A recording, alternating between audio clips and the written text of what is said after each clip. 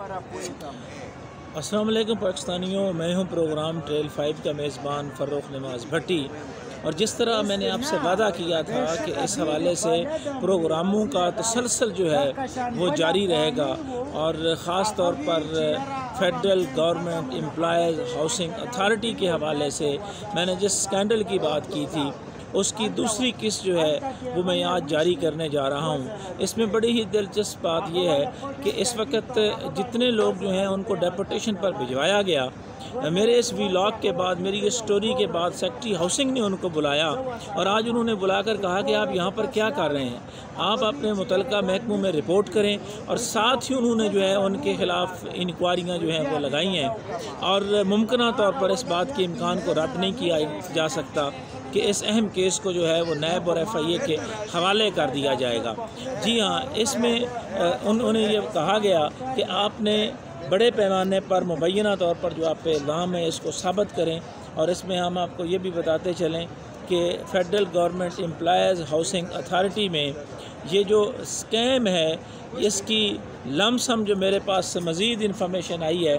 वो 10 अरब रुपए का के लगभग जो है ये चूना लगाया गया है अथॉरिटी को। और इसमें ये जो लोग मुलव्वस थे उसमें साबिक DG तारिक रशीद जो हैं वो शामिल थे। और इन तमाम लोगों को जो है मेरे पास जो लिस्ट आ चुकी है, उनको मुतलका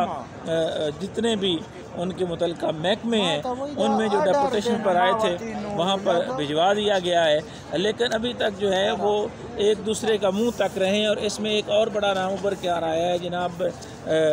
डिप्टी कमिश्नर रेवन्यू के हवाले से, कि उन पर भी जो है वो इंक्वायरी करने के हवाले से कहा गया है कि इस पर भी जो है वो हम इंक्वायरी जो है वो करेंगे।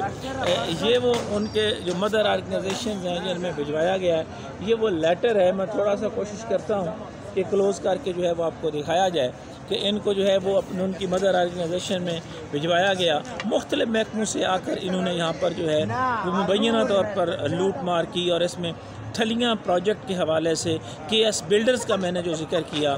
सबूर जो हैं जो KS बिल्डर्स के हवाले से जिनका नाम उभर कर सामने आया और जिनके साथ जो है मुआहदा मनसूखी के बावजूद जो है वो फ़ाइलें फ़रोख्त की गई। इसमें ये सारे के सारे लोग जो है ये ना सिर्फ मुलव्वस थे, ये सहूलतकारी का किरदार अदा करते रहे। और इसमें मैं आप एक बात और पाकिस्तानियों आपको बताना चाहता हूँ कि मैंने इसमें ज़िक्र किया था कि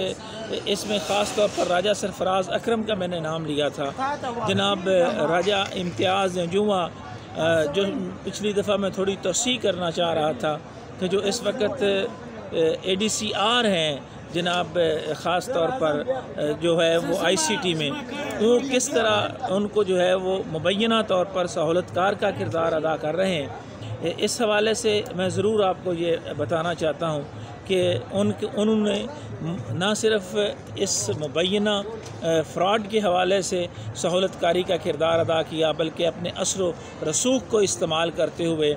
सबूर के साथ मिलकर ये सारे मामलात और इस सारे धंधे में जो है वो शामिल रहे। मैंने ज़िक्र किया था कि राजा सरफराज पर जो है वो लाहौर में एक जो FIR हुई है, इस पर जो है वो हम मज़ीद आगे चल कर बात करेंगे। लेकिन जो मेरे पास इतलात आई हैं, जो मेरे पास इंफॉर्मेशन आई है, जो मेरे पास मुसद्दका सबूत आए हैं, वो ये है कि F11 में राजा सरफराज के घर के साथ मुल्हिका प्लाट पर जो है वो भी इन्होंने हाथ मारने से गुरेज़ नहीं किया। CDA इस हवाले से क्यों खामोश है, यकीनी तौर पर इसका जवाब चेयरमैन CDA को भी देना चाहिए था। और एक मैं आपको ये भी बता दूं कि ये राजा इम्तियाज़ अंजुमा साहब के हवाले से एक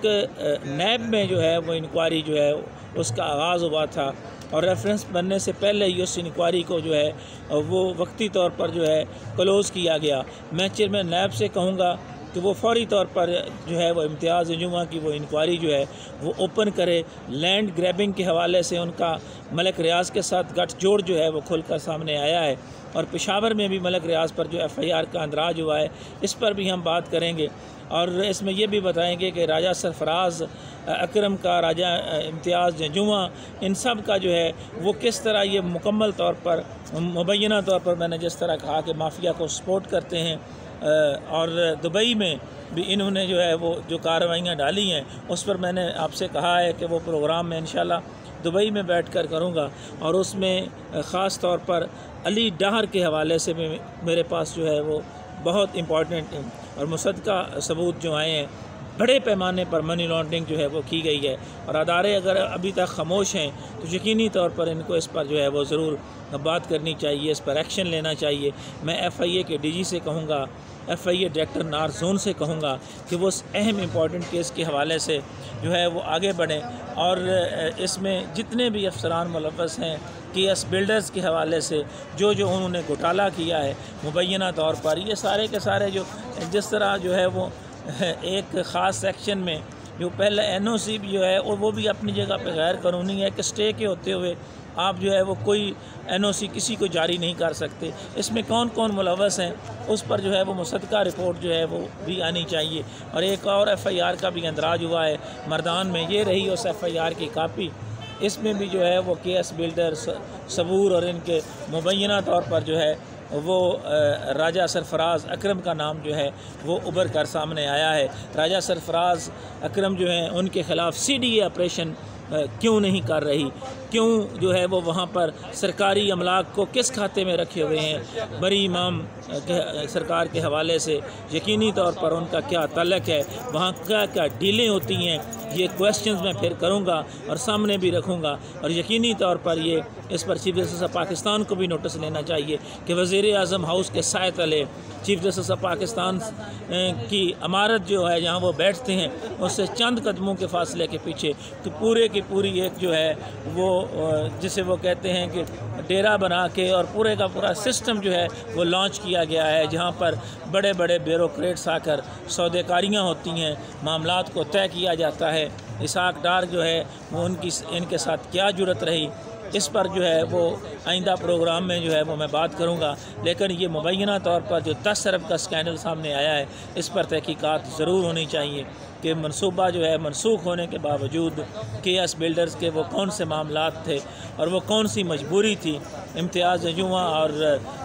राजा सरफराज अकरम के वो कौन सा दबाव था जिसके आगे जो है वो सरनगू हुए और मिलजुल कर इन्होंने ये सारी जो है वो ख़ास तौर पर जो है वो दिहाड़ियाँ लगाई, मैं तो ये कहूँगा। और इसमें मौलाना फजल रहमान की जमात के हवाले से और मौलाना साहब के जो साबिक़ वज़ीर हैं उनके हवाले से मैं ज़रूर कहूँगा कि तहकीकात का दायरा कार बढ़ाना चाहिए। फ़िलहाल ये दूसरी किस्त जो है वो मैंने जारी की है, ये तमाम सबूत मेरे पास हैं और मैं चाहूँगा कि इस पर नैब FIA और दीगर अदारे तहकीकात करें। ये सबूत भी मैं उनको फराहम करने को तैयार हूँ। फ़िलहाल इन्हीं ख्यालात के इज़हार के साथ कोफा मिजाज शहर इक़्तिदार से फ़र्रुख नवाज़ भट्टी को इजाज़त दीजिए। अल्लाह हाफ़िज़।